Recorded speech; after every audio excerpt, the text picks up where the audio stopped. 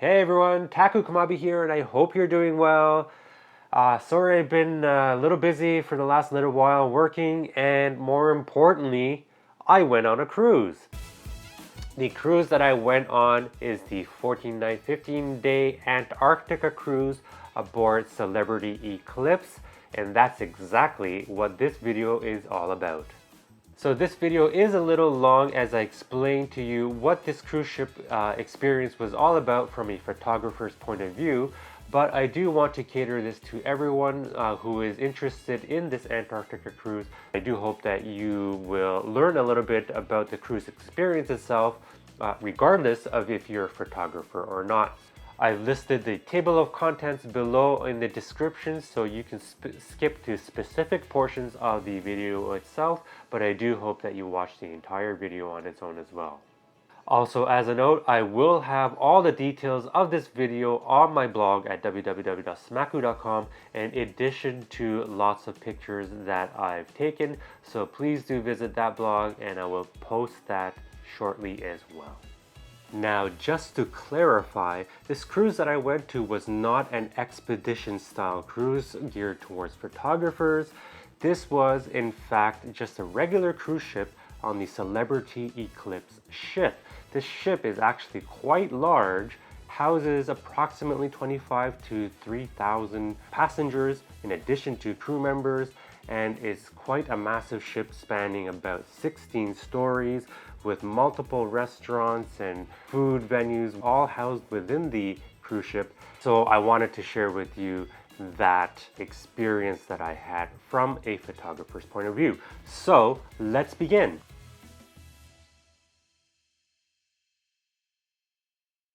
So let's start off with the itinerary of this cruise. It was a 14-night Antarctica cruise by Celebrity Eclipse, and it started off in Buenos Aires, Argentina.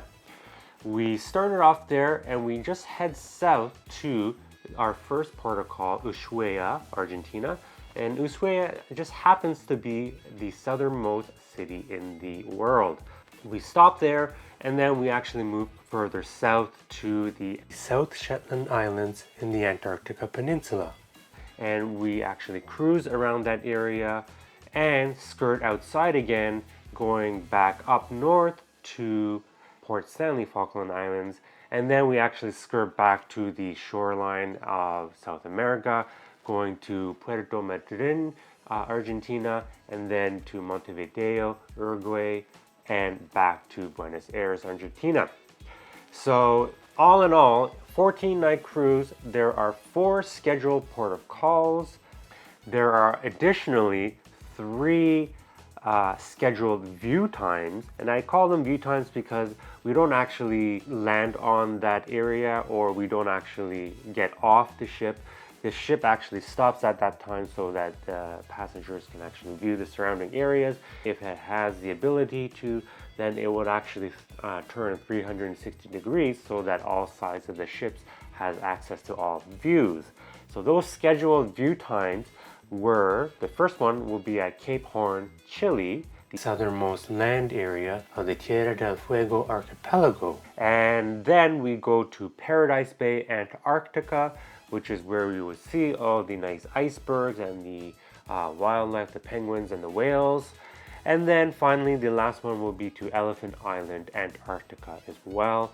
Again, you would be seeing the beautiful landscapes of Antarctica along with the wildlife on the icebergs there. 3 scheduled view times, 4 scheduled port of calls. That's the itinerary for this cruise ship. So as I mentioned, this 14-night Antarctica cruise by Celebrity Eclipse is actually quite the relaxing cruise itinerary, despite what some people might have an idea that a cruise ship might be. And that's just because it's 14 nights. However, 10 of those days, approximately 10 of those days, I believe, is actually on sea. On sea or at sea means that you don't actually leave the ship. You're stuck on the ship and you're left to your own device to do whatever you want on the ship itself. That has its pros and cons, obviously, but for myself, I actually thought that was a pro because you got to relax, spend time at your own pace, do whatever you want, and there was plenty of things to do on the cruise ship itself. I do have to preface this by saying that this was my very first cruise of my life. I've never stepped foot on a large cruise ship like this, so I did not know what to expect. So everything was brand new to me, and I have to say I thoroughly enjoyed my experience on it, and I wouldn't hesitate to go back if you were in fact interested in an Antarctica cruise.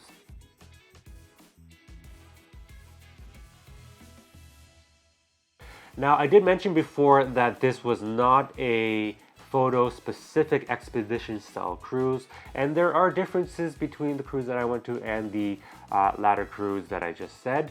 And that one, in particular, actually does land on the continent itself, depending on the specific itinerary that you choose.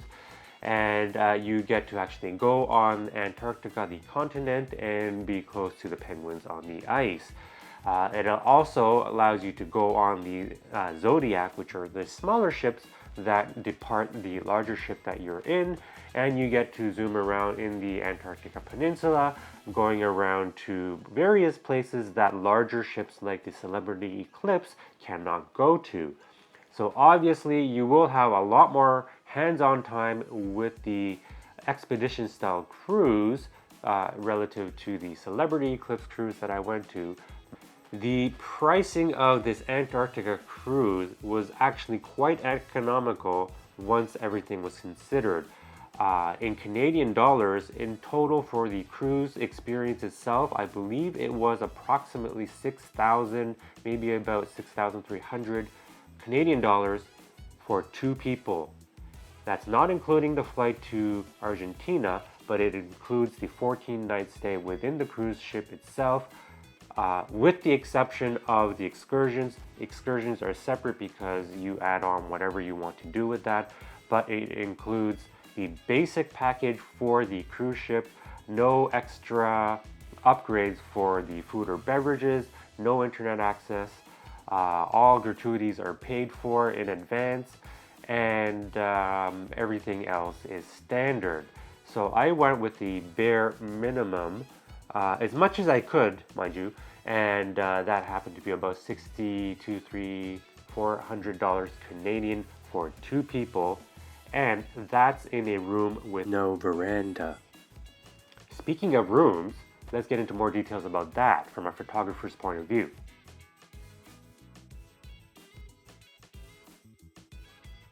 So for a cruise ship, there are a number of cabins available. The interior room that has no windows available to see the outside, a veranda room that has a veranda that you can actually open the doors and spend a little time outside in your own personal veranda. And then there are additional upgraded rooms such as suites, where you have a larger interior room and a larger veranda outside, and so on and so forth.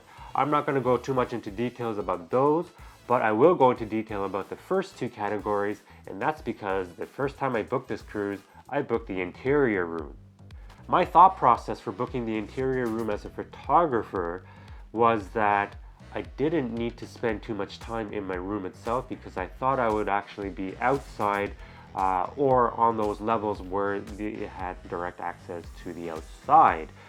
So I didn't think that I would actually be spending a lot of time in the cabin itself other than to sleep at night. Well, after further thinking and realizing that I'll be at sea for 10 of those 14 days, I started to realize that, well, I actually might be spending a little bit more time inside my cabin than I originally thought. So without a window in my cabin, it would actually be a little bit boring and inaccessible to what I was seeing outside.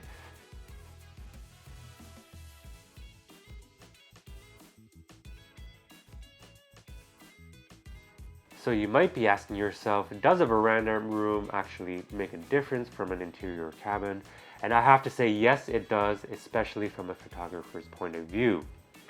And I do want to mention first beforehand that I will list all of these on my blog that I am making right now at www.smaku.com. I've listed all the details of this particular YouTube video, so you can go back and read and actually see more of the pictures that I took of these individual areas. So please do head to my blog at www.smackin.com to read more about this. So there are actually 3 different category rooms similar to each other. There's the inside cabin, which does not have a window. There is a window cabin, which has a window but doesn't open. And then there's a veranda room, which has a sliding door and you can actually step outside to your own personal veranda. 3 different rooms, 3 different categories. I ended up jumping from the inside interior cabin with no windows directly to the veranda room with a little balcony, as you can see. In my opinion, the room with a window is really not much of use for me as a photographer, because all it does is it will enable you to see outside so that you can maybe decide to go outside onto the deck. So perhaps if you had a cabin room that was close enough to a deck level, then that might be of use, since you can easily go out to the deck outside and not miss anything, perhaps like a floating iceberg or whatnot. But if you had the veranda room, you would actually be able to just open your door, step outside, get direct access to the view outside, and then actually start taking pictures there. So I found the veranda room useful for 4 particular situations. Number 1, when I woke up and I wanted to see the sunrise and take pictures of it, I had immediate access to the view outside. That was very handy. Number 2, when I wanted a mid-height view from the ship, and I will explain this a little bit later, but my cabin was in deck 8 level height. Number 3, when I preferred a private shooting area where I had direct access to all my gear spread around within my cabin area. So that was actually very convenient in those cases where I did not need to go and carry all of my gear onto, let's say, deck 15 or 14 or 16. And finally, number 4, when I wanted views including the ship, I would be able to just peek outside my veranda, put my camera out a little bit, and then I would have actually a little bit of a view of the side of the ship. And that was an interesting view as well that I did a few times. A veranda room afforded me the ability to be able to do that.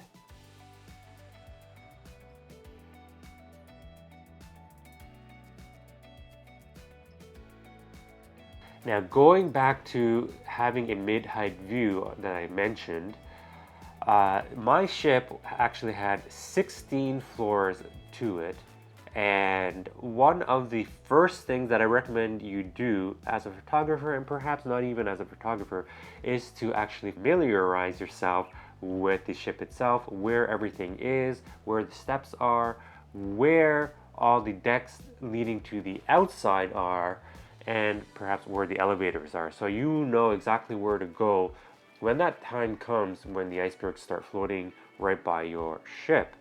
So the first thing that I did when aboard on the ship was I took a tour around the ship to familiarize myself exactly which decks had outside access to the views. And I found out that deck 5 had the lowest viewpoint access of the outside, although it did not have access from the bow and the aft of the ship. It only had access from the midship area. After that was deck 8, which was my cabin, and I had a port side of the ship, so I had direct access on the port side, but not the starboard side of the ship. And finally, deck 14, 15, and 16 had all direct access to the outside, and those were the decks where you had your outdoor swimming pools, your outdoor walking tracks, outdoor viewpoints, and you were able to go from the bow of the ship to the aft of the ship, the starboard side of the ship to the port side of the ship. So you had the most flexibility of photographing whatever you wanted to all around the ship on decks 14, 15, and 16. So knowing that made me understand, okay, if I wanted to photograph this, then I knew exactly what decks to go on. And because I did my scouting beforehand, I knew exactly which elevators to take, which steps to take in order to be able to go outside. And that was very handy in those cases when I wanted to go outside in a moment's notice.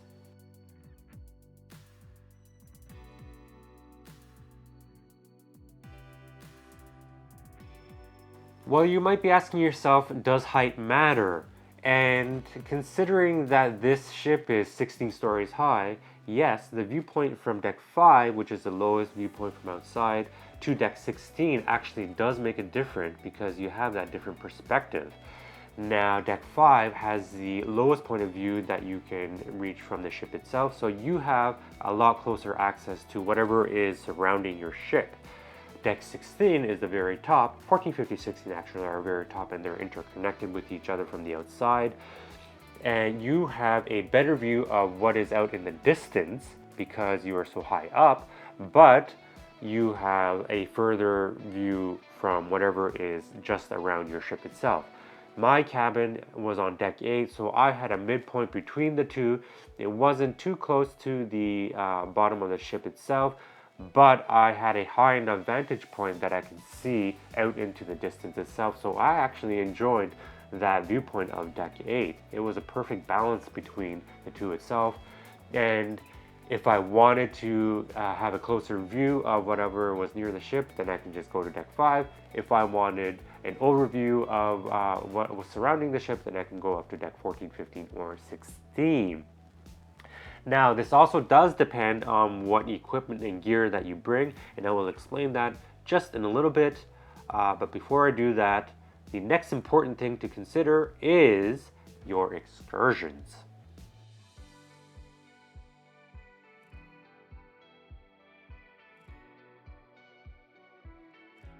Now, I won't go too much into detail about the specific excursions that I went on. I will actually do separate YouTube videos on those, but I will let you know that as a photographer, excursions are what actually make or break your cruise ship experience, because if you don't go on those excursions, you may not have access to those destinations where you get closer to the penguins. You will get to see different views of the areas that you land on. And so I do believe that those excursions are actually vital to the cruise ship experience itself. So on this 14-night, 15-day Antarctica cruise from Celebrity Eclipse, we had 4 different port of calls, namely Ushuaia, Argentina, Port Stanley, Falkland Islands, Puerto, Madryn, Argentina, and then Montevideo, Uruguay. So in those 4 different ports of calls, you were able to register for different excursions. As a photographer, my main purpose for this trip was to be able to see the many wildlife down in South America and Antarctica. So my excursions were all wildlife specific, namely to see the penguins up close and personal. So I will go through the excursions that I chose, but I won't go through the details of those specific excursions. I will do a separate YouTube video on those, and you can search for those on my YouTube channel. Ushuaia, Argentina is the southernmost city in the world, so it is known for beautiful landscapes. So while there are many excursions to Tierra del Fuego National Park there, I opted to actually just go there myself using local transportation, and I saved a little bit of money that way. I'll explain that in the excursion video that you can watch later. Now, the second protocol was Port Stanley, Falkland Islands. So I had booked myself an excursion to go see some of the penguins up there, where you can actually get up close and personal to the penguins on the beaches. However, I did not go there. And that's because our cruise ship had to divert itself, and we changed itineraries because of inclement weather. We could not actually go to Port Stanley, Falkland Islands. So that protocol was canceled. We went directly to the next protocol, which was Puerto Madryn, and we ended up getting there a day earlier than scheduled.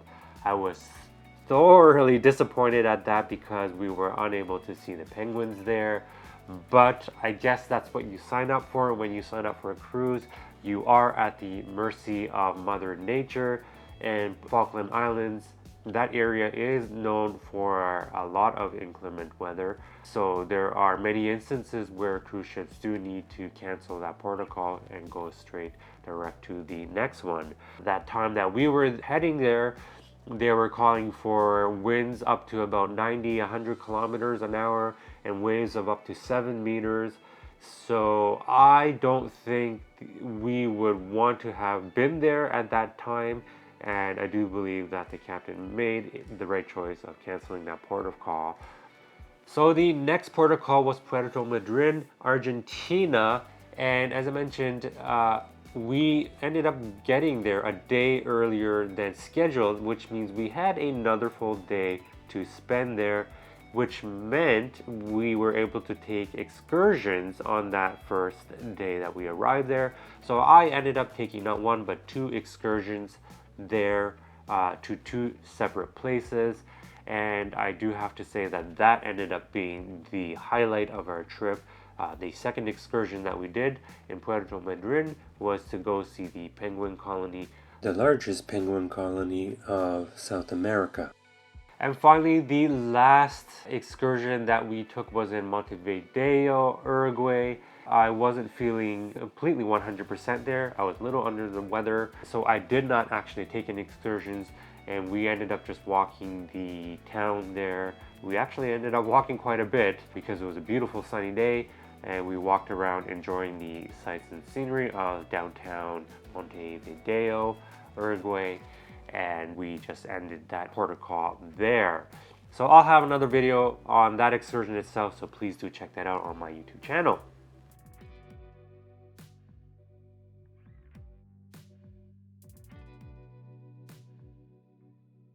So now that you know a little bit about the Celebrity Eclipse ship itself and the excursions that I was able to take, what sort of gear do you think I would have needed to accommodate all of those areas?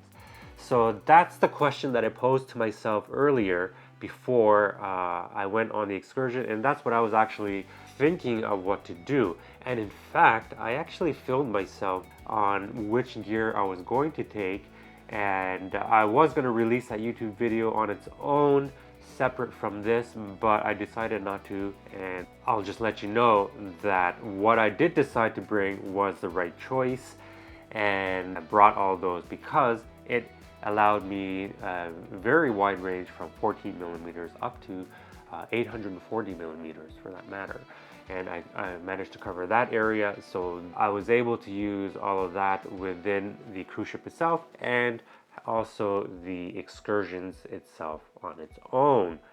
So as a summary, I ended up taking the Nikkor Z8 and Z9 bodies coupled with some of my lenses, the Z14 to 24 f2.8 for my wider landscape shots and perhaps shots that I wanted to include with the ship itself, very handy. Then I ended up taking a 24 to 120 f4 just so that I can have that mid-range zoom area. Then I took the Nikon Z70 to 200 f2.8 S lens, and that's so that I had a little bit of a zoom range. I was able to use that up close for the penguins that I saw that were walking in front of me. And finally, I took the Z180 to 600 f5.6 to 6.3 lens for those times when I wanted to capture things that were far out into the distance, primarily when I was on the cruise ship decks. I did also bring my 1.4 teleconverter to use on the 180 to 600, and that's why it brought my focal length range up to 840, which I used a couple of times, but for the most part I ended up sticking with 180 to 600 on shift. Now, was that enough? Well, I have to say, when you're in Antarctica, the landscape is so expansive that even a 600 millimeter won't actually get you so close to the icebergs and the whales and the penguins that you are supposedly able to see that are far out into the distance. Because we're on a cruise ship that is so large, we are limited to going so close to some of those areas. We can't get very close to the continent itself, and we can't get so close to some of the icebergs, obviously, because we can't maneuver as quickly as if you were on a Zodiac. So that means things are actually quite far away. I thought about bringing my 800mm lens, but that is a little bit bulky and would have taken the entire one side of my bag, so I opted not to take that. Even at 800mm, things would have been so far away that I probably would not have benefited so much more with that lens than the 180 to 600 that I brought. I do like that 180 to 600 because I did have that zoom versatility that I'm so used to as a zoom person. So I do highly recommend bringing a longer telephoto length zoom if you do have one, because it will afford you being able to capture things that are a little bit closer to the ship in addition to things that are far away. And things that are far away are actually really far away. So even at 600, they are quite small. So depending on the excursions that you choose will actually affect the lenses that you bring. I was anticipating getting close, really close to the penguins at two different port of calls, Port Stanley, Falkland Islands, and Puerto Madryn, Argentina. And sure enough, I was able to see the penguins literally within feet of me. And because of that, I ended up bringing my 14 to 24, 24 to 120, as well as the 70 to 200. Although on the Puerto Madryn excursion, I ended up using the 70 to 200 100% of the time on my Z8, and I had my iPhone actually taking videos that were closer up to me. So I did not actually end up using the 14 to 24 or the 24 to 120 on my excursions itself. I was strictly using the 70 to 200, and that was actually the perfect lens to have for those penguins that were in front of me, because you do not want to get too close to the penguins. They do recommend you stay at least, I believe it was 2 meters at the minimum away from the penguins itself. You do not want to affect their behavior in any way, but if one happens to come across you, then you stop in your area and you let them do their business, and that's when they actually do come literally within feet away from you. So at that point, I was using my iPhone that was attached directly to my camera. So just to show you what I brought with me on the excursion to let me shoot both wide and at a telephoto range, here's my Nikon Z8 attached to the 70 to 200 f2.8. Perfect focal length for reaching those penguins that are not too far away from me and not too close as well. So I was able to use this. But on my hot shoe, I actually have this ball head adapter that actually has an attachment to put my phone on top of my camera. And I've had this for a number of years actually. Here, I'll show you the detail there. That's the ball head. The mini ball head is right here. And on top of that, I bought an adapter to connect your phone to the ball head, and that's how I have my phone attached to the camera itself. And I'm able to turn this whichever way I want to. Let's say loosen this here, so I can turn this up and down all the way around, whatever direction I want to. It's essentially how I was filming various video as I was taking pictures with the Z8 and the 70-200. So it is quite handy. I should have done this more often in retrospect when I was shooting, let's say, icebergs and whatnot, but the thought did not even occur to me at that point for some reason. I will link this in my video if I find that link. I bought this several years ago, probably like 5-6 years ago now. So I'm not sure if it exists anymore, but it is by a brand called Jellyfish. It's called Jellyfish Square, I believe. I will link that into my video, so please do check that out if you are interested in that. It does come in very handy in those cases where you want to attach your mobile device directly on top of your camera's hot shoe.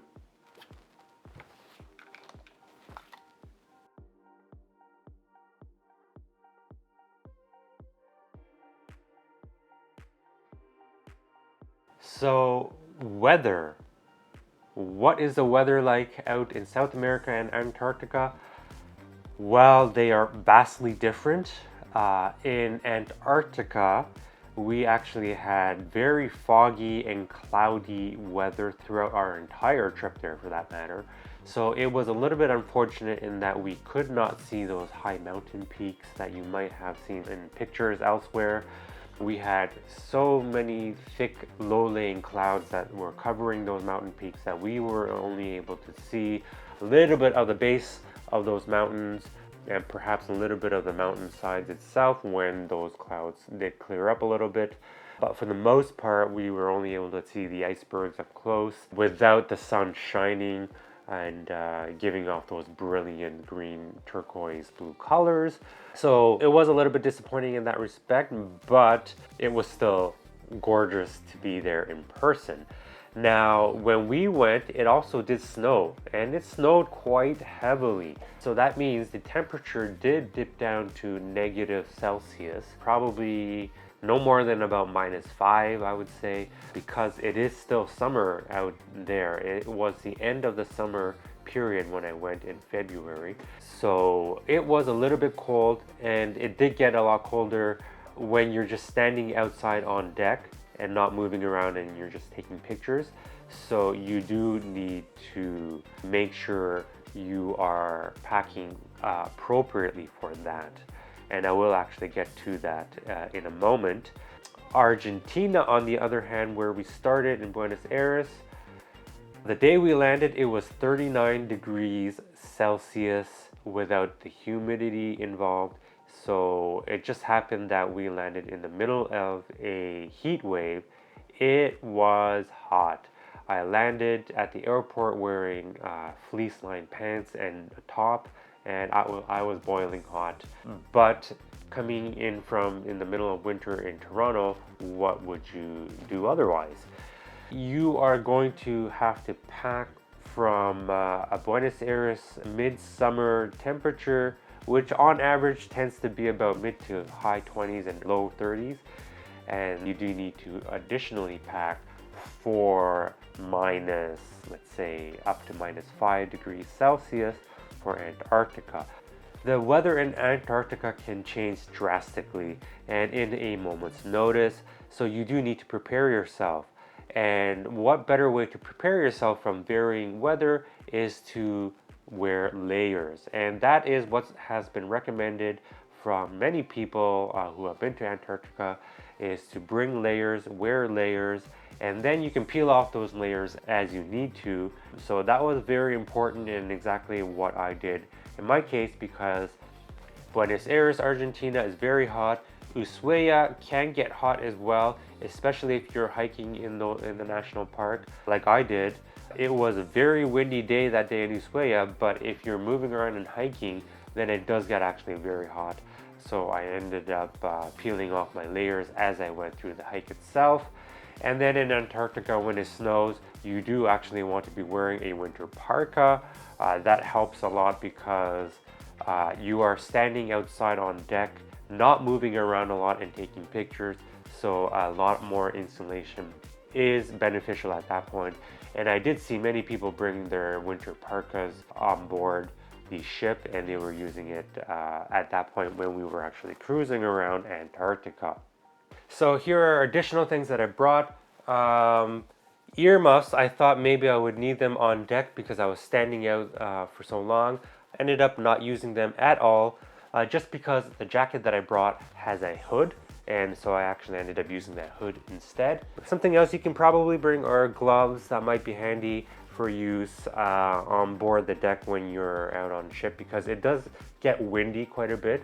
So having that extra protection on your hands is quite handy. And this particular glove that I have has fingers that you can fold back so that you have direct access to your camera at that point. So that is very handy. Only in Antarctica when you're cruising there, otherwise you do not need them at all. Besides that, I had my fleece-lined pants and layers and layers and layers on the top there underneath my jacket. And that was pretty sufficient. I did end up bringing my winter boots. However, I did not use them on the deck itself. I did not have time to, and I didn't think I would need them. I ended up just wearing my running shoes on the deck itself. Admittedly, my toes did get a little bit cold while I was shooting outside in Antarctica, but I just dealt with it and I just started to move around a little bit more to warm myself up. And if you get really cold, you can always just go back into the cruise ship itself. But I did not do that because I did not want to miss out on the views that we were afforded for that very limited time that we were there. If you do bring a hat, be careful with that hat because when you're on the deck itself, it can get very, very windy and actually blow that hat right off your head. So if you have one, perhaps you might want to consider a toque, which is more form-fitting to your head. Otherwise, I just used my hood on my jacket and I didn't even bring a hat at all.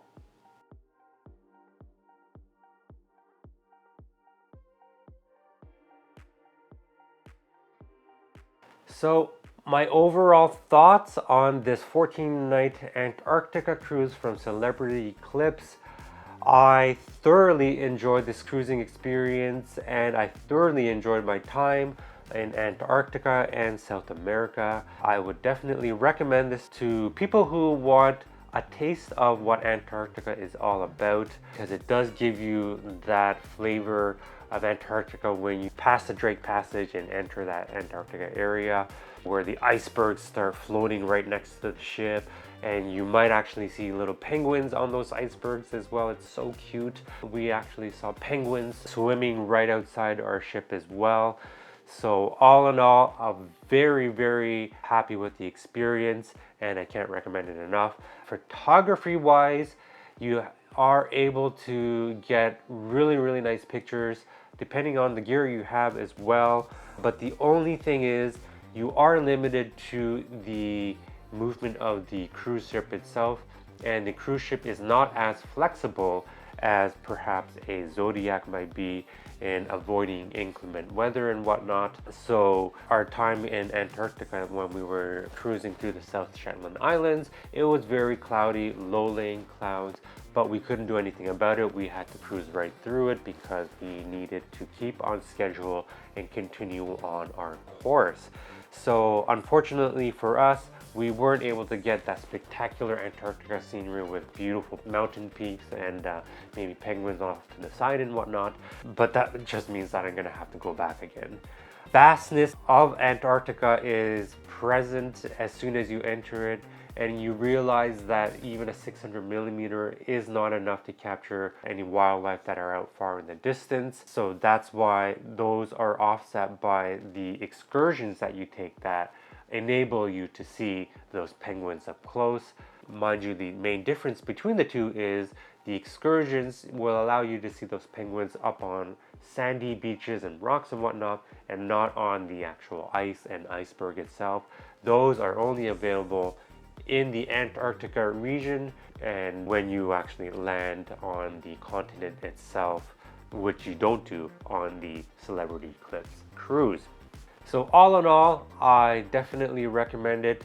Considering the price difference between the cruise that I chose, which was about $60 to $300 for two people, that is, compared to a photo-specific expedition style cruise, which could range from upwards of $10,000 US per person. So considering those differences, you do have to accept the differences in itinerary, and I was fully able to immerse myself in the cruise ship experience by taking in the various seminars of the naturalists that were on board, various shows that they put on at night, and full advantage of the different food and beverage options that they had on board as well. So if you are able to fully enjoy your experience on that, then you will no doubt have a fantastic experience on the 14-night, 15-day Antarctica cruise from Celebrity Eclipse.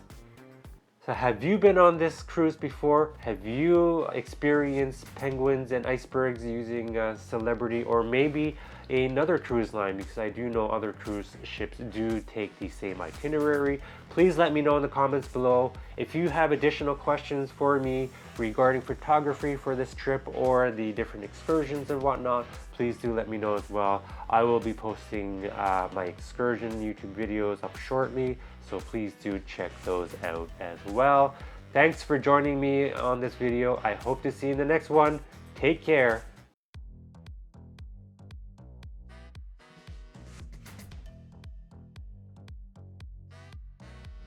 So I did something unintentionally, and it actually worked out to my benefit. I could have done one of two things to upgrade my cabin, and the first thing that I could have done was to actually just phone up Celebrity Cruise Lines and go to their customer service and do an upgrade that way. Otherwise, you could do this all online yourself.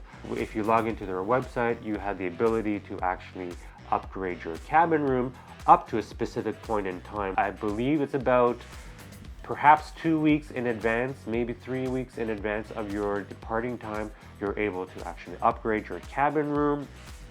After that, they lock it in. You're not able to upgrade your cabin online, and you are forced to actually phone their customer service line. However, I actually didn't even do that. I ended up waiting until about a week to maybe even less than a week in advance of my departing time. And I got an email saying, here's your last chance to upgrade to a different category room by bidding on a specific category of your choice. Now, there are minimum bid amounts that you are able to bid on, and depending on the different categories that you choose, minimum bid amount will increase. Well, I took a look at that website, and sure enough, there was an upgrade available for the next category above my interior cabin, which was a veranda room, and that was for an additional 340 Canadian dollars per person for the entire duration of the trip. That's $680 for the both of us, and I thought, well, you know what? That's actually not bad at all. Add that on to the price of the interior cabin that I spent beforehand, and I would still come in less had I booked the veranda room up front. The caveat with this is that you're not able to choose the specific veranda room that you want, mainly because almost 95-96% of the ship's availability has been already booked. So what the computer does is actually it takes in all the different bids, and for the winning bid, they'll actually place them in whatever available slot that they have. So you actually don't know where you'll be placed. And that's the risk you're taking. And because of that, it is a little bit cheaper. In addition, they do mention that there is no additional perk available outside of the category stateroom that you are bidding for. So what that means is that if you are getting the spa and wellness package, there are specific staterooms dedicated to that, so it comes with the spa and wellness package, things like that. So if you were to bid on a different category room specific to the spa and wellness, it doesn't actually include the spa and wellness package because you are actually bidding on that after the fact. So that's why the price is a little bit less than if you were to pick it to begin with. And I was fine with that because there are literally no differences in extra upgrades from the interior cabin to the veranda cabin. The only difference between those two is the fact that one has an extra veranda attached to it, and other than that, you are responsible for adding any extra add-ons. I thought the most appropriate bid would be to bid on the stateroom that has no additional add-ons to begin with. And because of that, I decided to bid on the veranda room. About 2 days later, now that's just a few days before the actual departure of the cruise, I got an email saying, congratulations, my bid has been approved and now my room has been upgraded to a veranda room. I was totally surprised. I did not think I would win this bid, but sure enough, I bid actually just the $340 per person, which was the minimum amount, and I actually won it. So that was a bonus for me. Now I was going into a veranda room. So just to compare, after I came back from a trip, I ended up going back to CelebrityCruises.com to book the exact same trip, this time selecting the stateroom that I ended up bidding on. The Prime Veranda stateroom is what I selected, and I tried to select the exact same room on the exact same floor. Unfortunately, it was already booked. So room 8261 was booked, so I ended up just selecting the room next to it, and it comes out to be $37.90 Canadian per person. On the screen after that, I selected no additional options and only the cruise, and on the screen after that, I selected the exact same options for my meal, which was the select anytime. I ended up adding the gratuities because I did the same thing, and no refundable deposits options, and all said and done, it totals out to be $9,366.32 Canadian cents, and that's significantly more than what I had paid for it with my upgrade bid.